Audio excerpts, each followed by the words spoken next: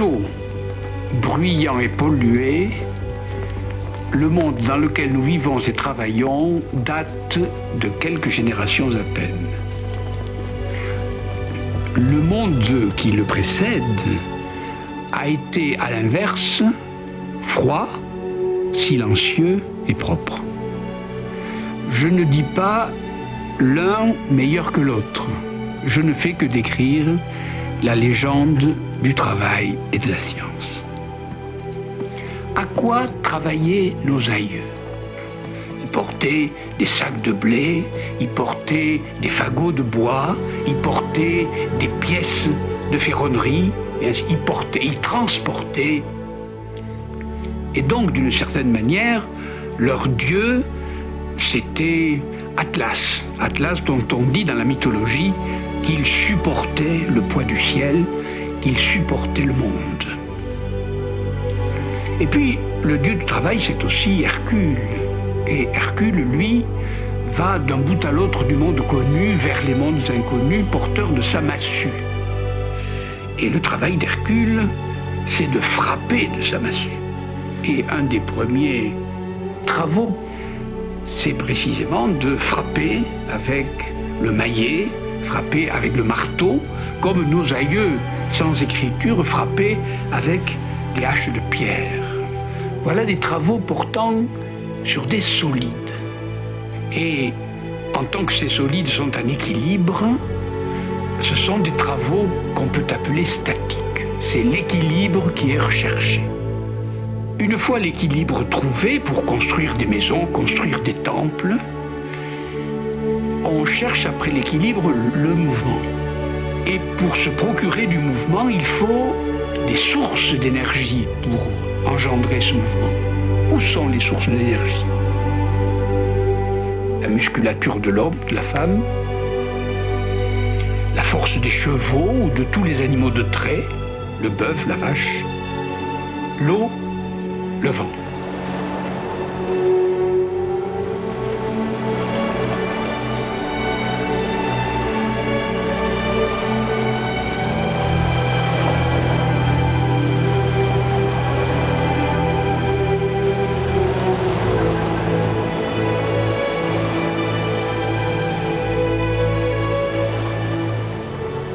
En 1784, le peintre anglais John Garrard peint pour le brasseur de bière Samuel Whitbread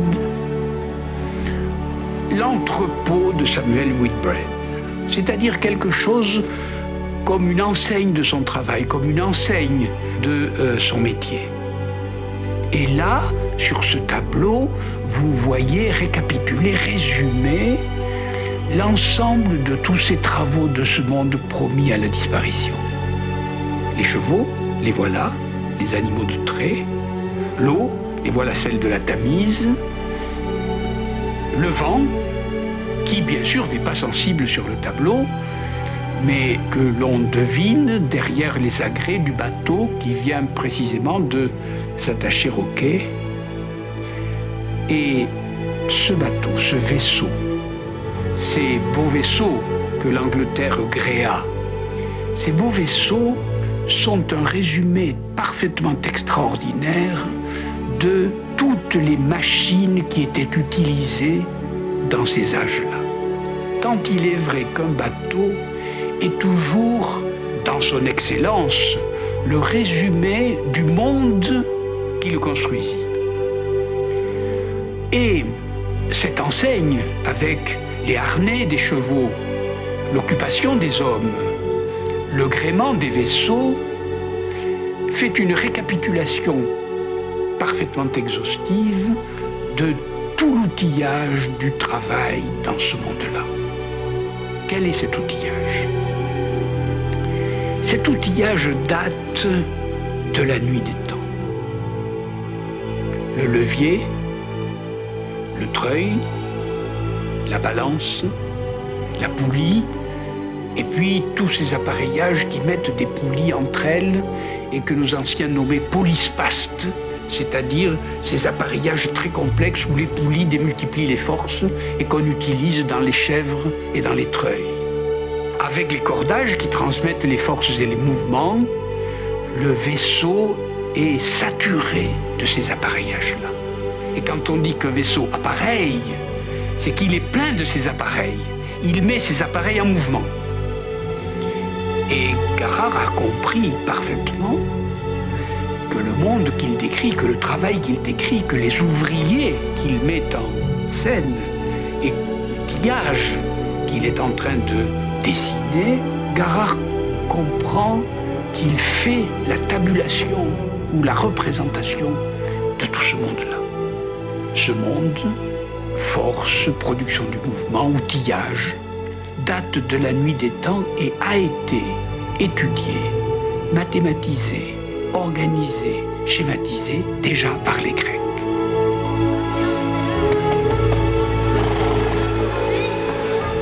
On conçoit donc que ce monde d'équilibre, de mouvement et de force est un monde sans feu. Ne croyez pas cependant que le feu était absent du monde promis à la disparition. Pas du tout. Bien au contraire, il y avait depuis toujours, tout autant que des tailleurs de pierre, des charpentiers ou des porteurs, il y avait des forgerons. Des forgerons qui savaient, par le feu, amollir les métaux et les frapper à la masse pour leur donner la forme désirée. Il y avait des fondeurs, il y avait des forgerons, il y avait des arts du feu. Mais ces arts du feu étaient un peu, comme dans le cas des tailleurs de pierre, des arts de la forme. La question, c'était la forme de la pierre ou la forme de la pièce de métal. Dans la légende du travail ou dans la légende des sciences, le premier dieu du travail, c'était Hercule. Le premier dieu du soutènement, c'était Atlas. Eh bien, le dieu du feu, à l'origine, c'est Prométhée. C'est Prométhée qui va arracher au dieu de l'Olympe le secret du feu pour en faire cadeau aux humains. Eh bien, le dieu du travail, à partir de la révolution industrielle, ça ne sera plus Hercule, ça ne sera plus Atlas, ça sera Prométhée, ça sera le dieu du feu. Et de la même manière que le tableau de Garrard résumait, tabulait, symbolisait, programmait ce monde froid, silencieux, ce monde de force, ce monde de forme et de force. De la même manière, un peintre anglais du début du XIXe siècle va résumer tout d'un coup à nos yeux le monde de la révolution industrielle, c'est-à-dire le monde du feu. Voilà Turner.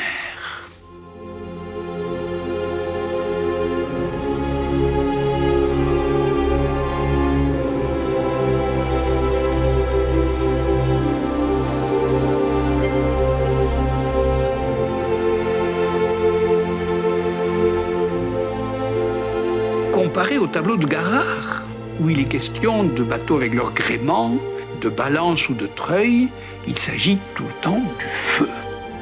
Elle est morte, la marine en bois, et ce que peint Turner, c'est la forge, parce qu'il peindra des forges aussi, mais il peint surtout ce qui se passe dans la chaudière.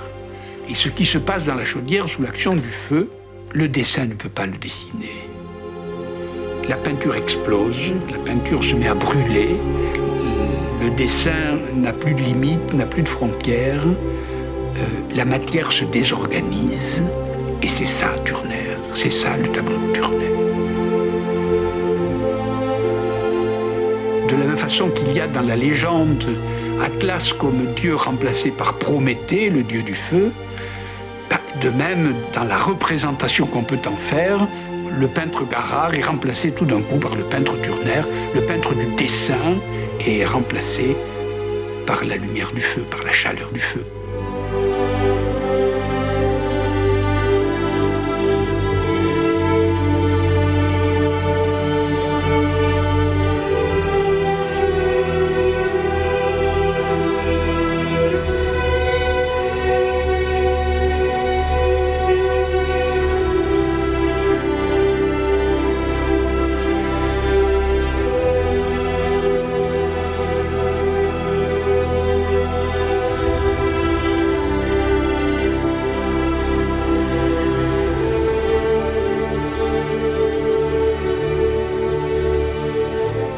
pourrait donner de cette histoire une interprétation astronomique. Personne ne s'étonne de ce que Galilée, Copernic avant lui, puis Kepler, puis Descartes, puis Newton, parlent de la Terre, de la Lune, des étoiles, des planètes et du Soleil en termes de force. Et de fait, ils ont raison. Une force d'attraction organise le système solaire autour d'une force énorme, celle que le Soleil exerce par gravitation sur elle et sur eux. Mais quand je regarde le Soleil, voyons, ce n'est pas seulement une force, c'est aussi une étoile chaude. Et pendant toute l'astronomie classique, pendant le moment où on étudie les mouvements du système solaire, les forces du système solaire, le réseau des forces qui a lieu entre les planètes et le Soleil, on ne parle que de force, d'attraction et de mouvement. C'est-à-dire on parle statique, cinématique, dynamique. On ne parle jamais de chaleur. Tout se passe jusqu'à un certain moment, jusqu'au moment où on considère vraiment le Soleil comme une étoile, tout se passe comme si le Soleil faisait partie de ce monde froid. Paradoxe inouï, le Soleil, étoile brûlante, est interprété par une force dans un monde de mouvement, d'équilibre et d'accélération ou de retard. Dans un monde où il n'y a pas de feu. Le Soleil est sans feu. C'est une force sans feu. Alors qu'au contraire, au moment de la révolution industrielle, au moment où on comprendra l'importance du feu dans les productions des forces, alors le Soleil reprendra son statut d'étoile. C'est-à-dire tout se passe dans l'astronomie classique comme il s'agissait simplement d'une mécanique céleste et non pas d'une étoile brûlante. Voilà une application astronomique tout à fait frappante, puisque le paradoxe veut que l'étoile qui nous brûle passe tout simplement pour un centre de force. Et ce qui va arriver au tableau de Garrard, c'est qu'il va brûler. Ce qui va arriver à la charpente de Garrard, c'est qu'elle va brûler. Ce qui va arriver au bateau de Garrard, c'est qu'ils vont brûler. C'est que la grande révolution industrielle, issue du feu, va détruire ce monde si bien dessiné, si bien schématisé, si parfait, si froid, si silencieux et si propre.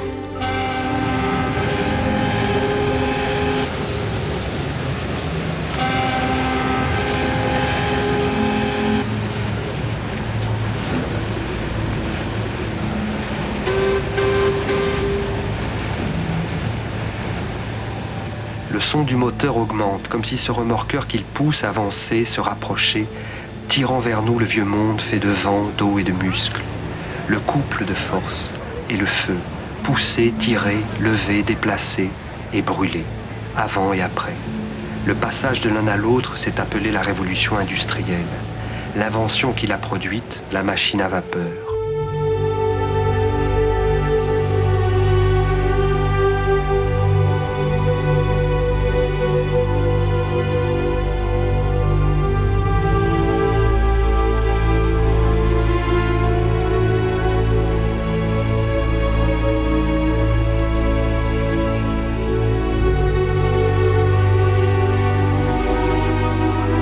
Si on veut remonter jusqu'au tout premier vers l'inventeur de la machine à vapeur ou de la machine à feu, comme on disait à l'époque, il faudrait remonter très loin.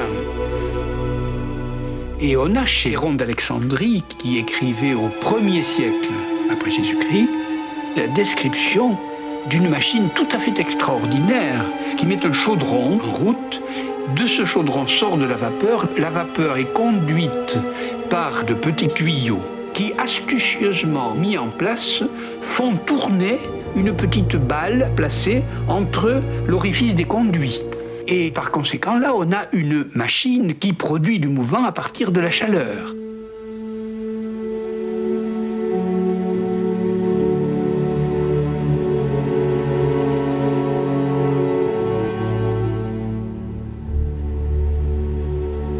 Si vous lisez par exemple les 1001 nuits, vous trouverez là beaucoup d'automates. Et les automates sont à la fois mis en fonction par des cordes, par des poulies, comme dans la mécanique du temps.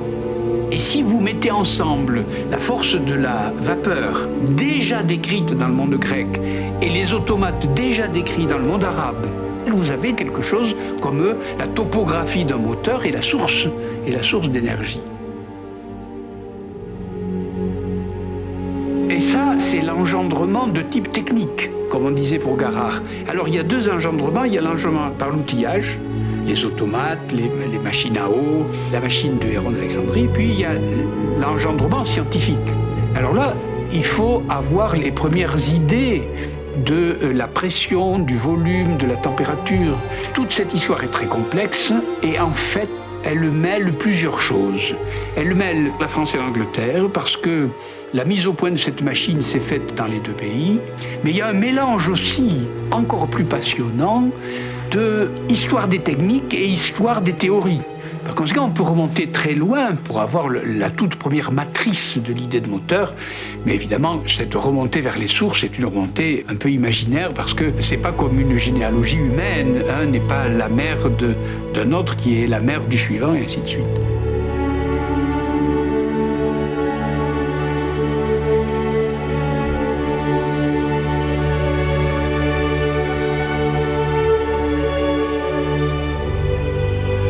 Inventé. Ils sont nés en France ou en Angleterre, ils s'appellent Watt, Newcomen, Papin, et ils ont tous déposé une multitude de brevets pour mettre au point et perfectionner une machine à vapeur. Denis Papin vit à Paris où il invente des engins permettant de conserver la nourriture sous vide. En 1675, il quitte Paris pour Londres. Là, il travaille avec Robert Boyle. Dans le laboratoire de Boyle, il invente sa fameuse cocotte pression accompagnée d'une valve de sécurité dont le principe est fondamental pour le fonctionnement de la machine à vapeur. Il est vrai que Denis Papin, qui part travailler en Angleterre, invente sa fameuse marmite. Ce n'est pas une machine, mais ce qu'il invente vraiment grâce à ce dispositif-là, c'est l'idée fondamentale qu'il y a une force élastique de la vapeur. C'est-à-dire que la vapeur peut produire du mouvement en poussant un piston. Et l'idée qu'il y a une force élastique est vraiment séminale, elle est vraiment première. Et à partir de là, l'histoire va se précipiter. Papin retourne à Paris sans doute à bord d'un navire du Vieux Monde, où tout mouvement ne se fait que par couple de force. On voit un tel navire quitter les rives de l'Angleterre. Un certain Savery dépose un brevet pour une machine servant à monter l'eau ou causer le mouvement grâce à la force motrice du feu. Les termes sont si généraux que dès lors toute invention dans ce domaine se faisait sous brevet Savery. Ce fut le cas de Thomas Newcomen. L'engin fut mis en action en 1712. Il servait à enlever l'eau des mines. Véritable fléau de l'époque, il servait d'entraîner une pompe. Nous sommes au fond de cette mine dans le nord de l'Angleterre. La machine de Newcomen utilise des éléments familiers, pistons, cylindres, valves. Son originalité apparaît dans le fait qu'elle maintient la basse pression grâce à la condensation de la vapeur en injectant de l'eau froide dans les cylindres. Et il semble bien que, invité à venir réparer la machine de Newcomen, Watt apporte à la machine de Newcomen des améliorations décisives.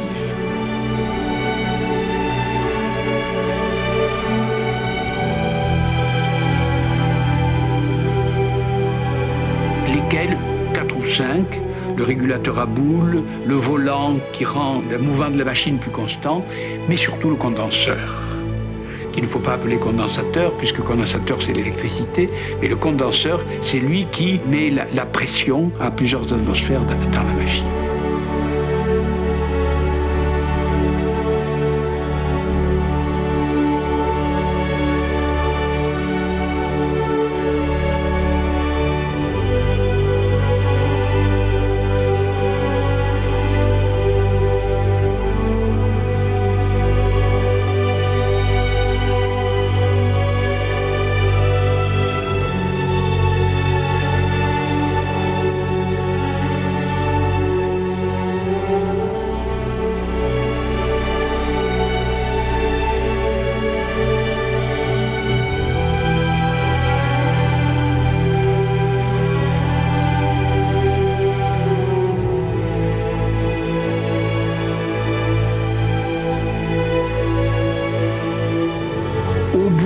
compte, on peut dire que Newcomen a inventé une vraie machine, mais nous l'appellerions maintenant machine à feu. Ce serait la vieille manière de dire, et que la machine de Watt est sans doute la toute première qui peut être appelée de manière décisive la machine à vapeur. C'est lui qui l'a inventée.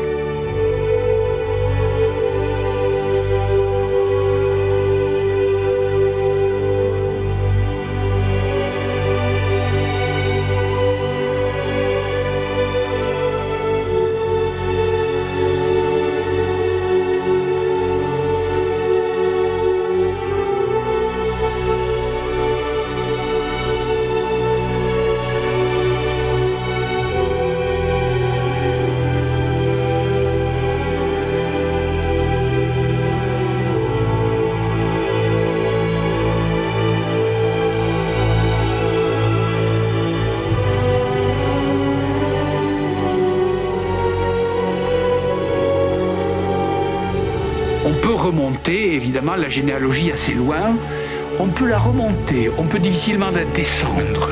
La chose la plus difficile à penser, lorsqu'une machine est inventée et qu'on remonte sa généalogie, on remonte facilement. On voit qui est le père, qui est le grand-père, qui est l'ancêtre. Le chemin que vous avez monté, il ne faut pas le descendre. Il faut se mettre dans l'état de celui qui, passant d'un état de la machine au second, ne sait pas qui est à l'état troisième, ne sait pas qu'il est en train d'inventer la machine à vapeur. Nous le savons, mais lui ne le sait pas. Et par conséquent, il invente à tâtons, au hasard. Il invente par essai, par erreur. Et il est absolument avec un bandeau sur les yeux. Et c'est ça l'invention. Et c'est ça qui est décisif. Et c'est ça que nous comprenons mal. Et c'est ça que les historiens ne font pas voir. Parce que l'invention doit faire des pas décisifs dans le noir. Il est en train d'inventer la machine à vapeur. Pas du tout. Il est en train d'inventer une machine dont il ne sait pas que ce sera une machine à vapeur. Et ce moment d'invention, ce moment décisif de pas en avant que Newcomen produit par rapport à Savery, que Savery produit par rapport à Papin, etc., eh bien c'est extrêmement difficile à penser. C'est que tout simplement l'invention est difficile à penser. On peut toujours raconter des histoires. Inventer, c'est un mouvement absolument mystérieux, passionnant et secret de l'esprit humain.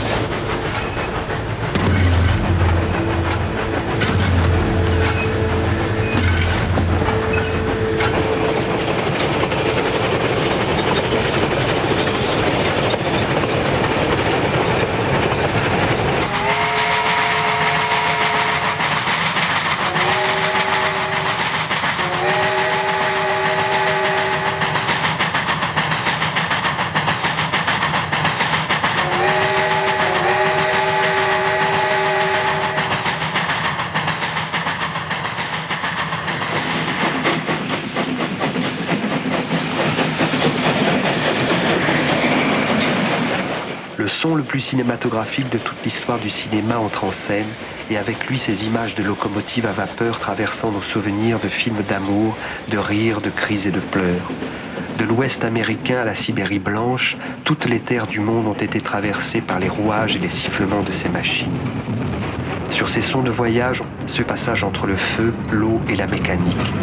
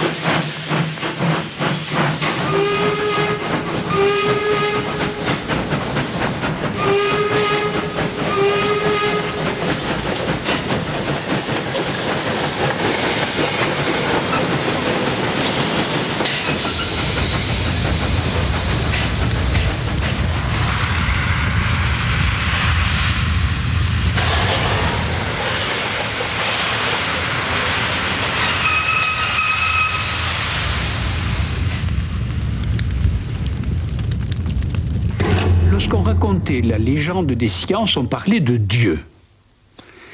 La légende, le mythe, c'est-à-dire on a dit Atlas soutenait le monde, Hercule se promenait sur le littoral de la mer Méditerranée, la massue sur l'épaule, et Prométhée est allé chercher le feu chez les dieux. Et cela explique, décrit deux mondes, le monde du soutènement ou de la massue et le monde des arts du feu, le forgeron et plus tard celui qui fabriquera les moteurs.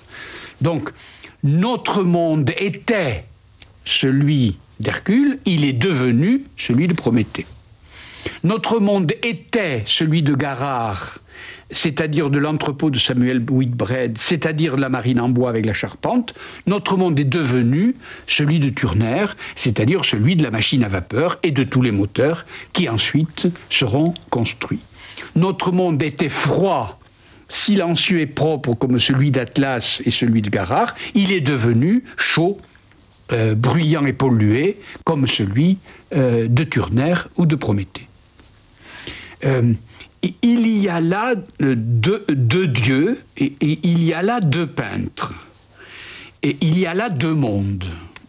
Eh bien, pour nous, Français, il y a une seule famille, le père et le fils. Et cela se passait au début du XIXe siècle. Et les deux mondes dont je parle se résument dans une maison, sur une famille.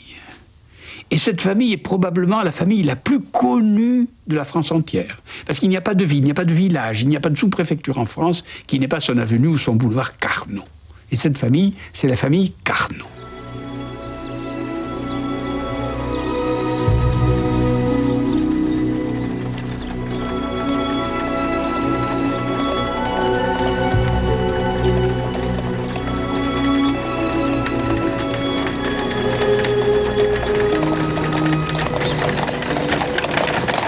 De la Révolution française, un des plus grands savants du temps s'appelle Lazare Carnot. Et cet homme, mathématicien, qui a écrit La métaphysique du calcul infinitésimal, qui a écrit beaucoup de livres de mécanique, et de mécanique sur l'équilibre, sur le mouvement, de statique, de dynamique, exactement le monde de Garard, le monde que je viens de décrire. Cet homme, mathématicien, mécanicien, physicien, se tire de quelques inconvénients à la Convention, devient membre du comité de salut public, puis membre très influent du comité de salut public, devient général, organise les armées, organise la bataille, organise les victoires. Carnot, la science, devient Carnot, la guerre, et Carnot, la guerre, devient Carnot, la victoire. C'est-à-dire Carnot, le pouvoir. Et Lazare Carnot, la République a besoin de savants. Lazare Carnot est non seulement un des plus grands savants de son temps, mais un homme gigantesquement influent sous la Révolution française. Et il y a un fils dont la vie est connue, peu connue, bien élevé, reçu comme tout le monde premier à l'école polytechnique, sachant des mathématiques comme tout le monde, de la physique comme tout le monde, mort prématurément à 36 ans d'une fièvre cérébrale après une épidémie de choléra et laisse à sa mort méconnu un texte, réflexion sur la puissance des machines à feu.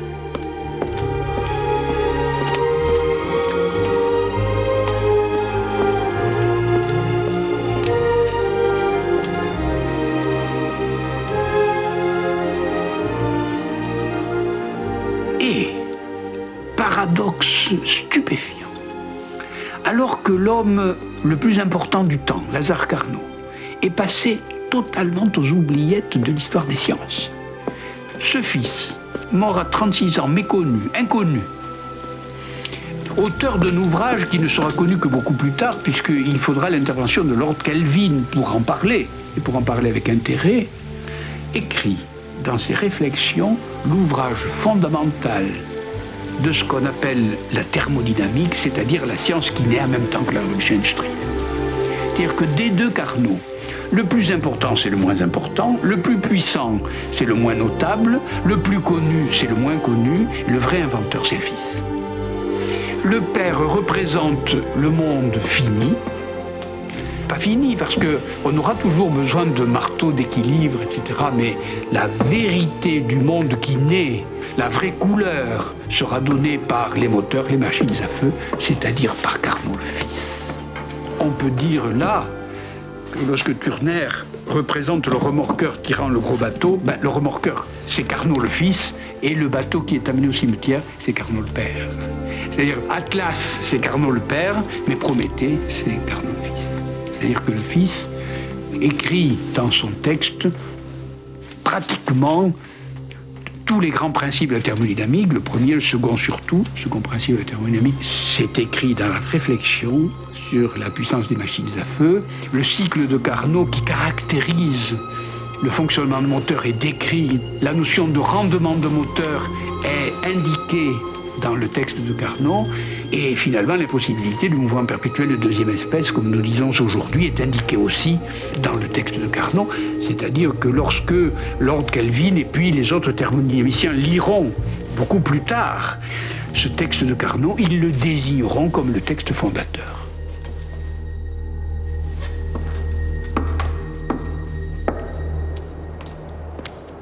En 1823, Sadi Carnot écrit ses réflexions sur la puissance motrice du feu. Les conclusions de l'ouvrage, en avance de 35 ans sur son temps, n'intéressent personne. Ce n'est qu'en 1851 que son nom réapparaîtra pour nommer le second principe de la thermodynamique. Qu'est-ce que la thermodynamique ? Ce mot dit très bien ce que cela veut dire. Le mot thermos en grec veut dire chaleur, et dynamis en grec veut dire la force. C'est-à-dire production de la force par la chaleur. C'est la science des moteurs, d'une certaine manière. Et la thermodynamique a eu une influence absolument considérable au XIXe siècle et jusqu'à nos jours, pour plusieurs raisons théoriques. C'est que, autant le premier principe de la thermodynamique, qui est la conservation de l'énergie, comme il y a conservation des forces, est un principe que tout le monde peut admettre parce qu'il répète le premier principe de la dynamique elle-même, c'est-à-dire ce qui se perd d'un côté se retrouve de l'autre, il y a toujours conservation de l'énergie. Autant le second principe est un principe absolument fascinant, qu'on a mis très longtemps à réinterpréter et à redécouvrir, et que Lord Kelvin, juste après Carnot, considérait comme la dégradation de l'énergie. Comme s'il y avait des niveaux supérieurs et inférieurs d'énergie, c'est-à-dire il y a plusieurs niveaux, et qualitativement l'énergie se dégrade, et elle ne remonte pas, cette dégradation. Ce qui est intéressant, c'est de voir qu'il y a comme une contradiction entre le premier principe qui porte conservation de l'énergie, conservation quantitative de l'énergie, et le second principe qui dit dégradation qualitative de l'énergie.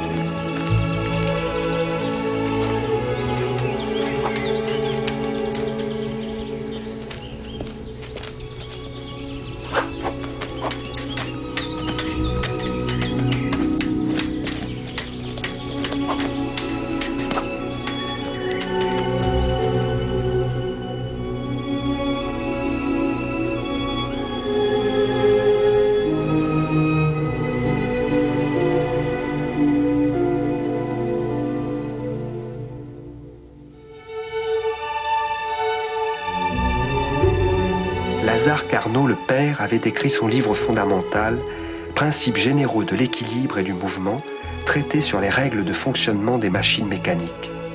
Sadi Carnot, le fils, écrit le chapitre final des machines à feu.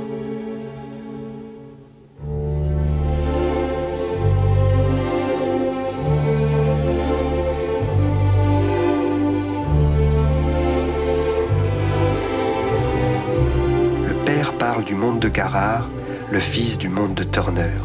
Le père considère tout mouvement mécanique comme le retour à un équilibre rompu. Le fils fait de même. La production du mouvement dans les machines à feu est toujours accompagnée du rétablissement de l'équilibre du calorique, c'est-à-dire son passage d'un corps A, où la température est la plus élevée, à un corps B, où la température est la plus basse. La filiation de méthode est flagrante, elle est voulue. Le livre du Fils est un monument à la gloire de pensée du Père. Il y a là entre ces deux hommes le passage légendaire de père à fils, d'hier à aujourd'hui.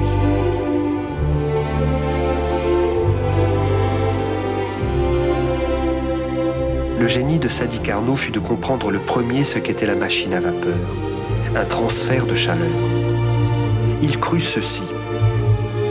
Le transfert de chaleur s'effectuait d'une source chaude vers une source froide, de la même façon que l'eau d'une chute passe naturellement du niveau le plus haut au niveau le plus bas. Cette analogie entre l'eau et la chaleur corroborait ce que l'on pensait à l'époque. La chaleur est un fluide, ce qui est scientifiquement faux.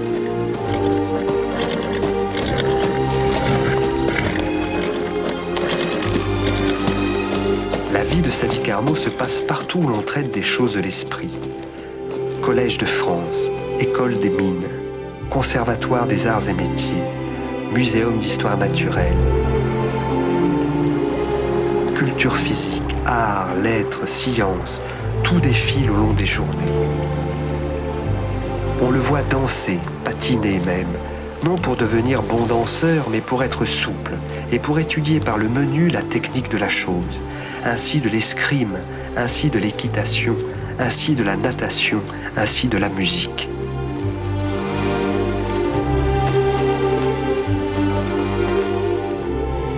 Il ne jure que par Lully et se précipite l'écouter à l'opéra.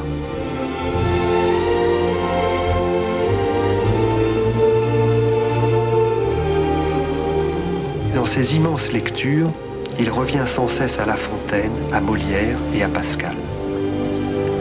Il écrit dans son carnet « Prendre ses résolutions d'avance, afin de n'avoir pas à réfléchir pendant l'action, s'obéir alors aveuglément à soi-même. »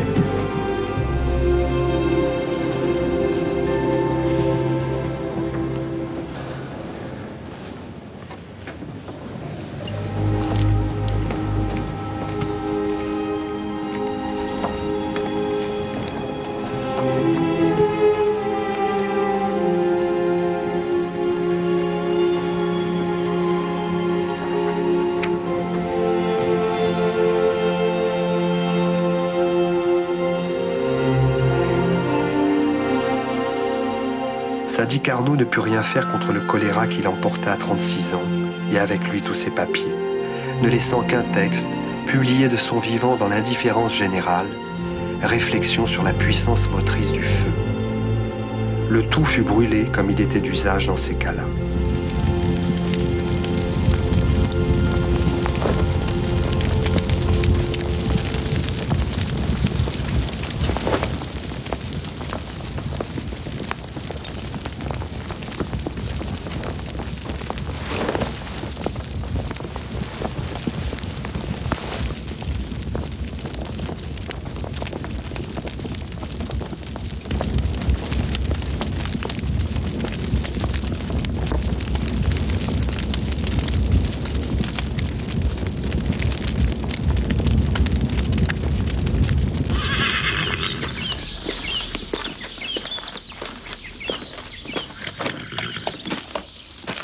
Seul Lord Kelvin, l'homme des degrés, les degrés Kelvin, qui avait imaginé une échelle des températures, venant à Paris des années plus tard, tira le texte de l'oubli.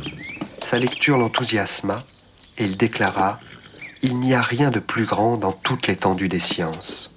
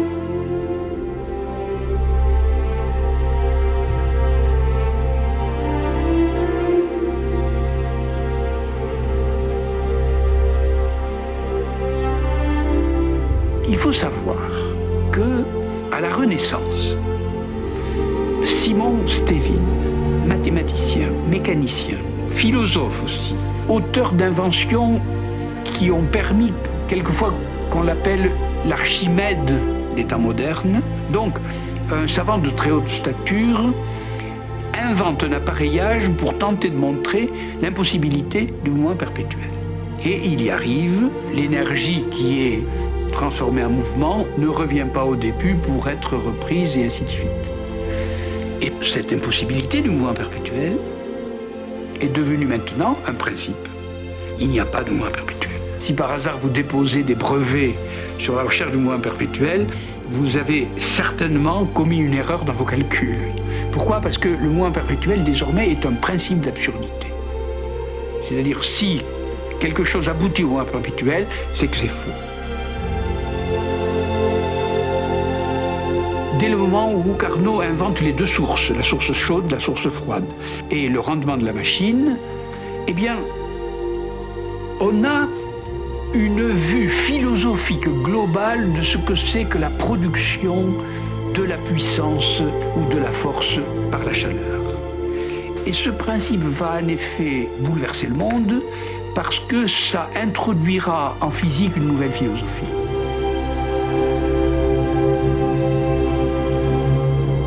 Le premier monde dont nous avons parlé, c'était le monde des formes et des forces.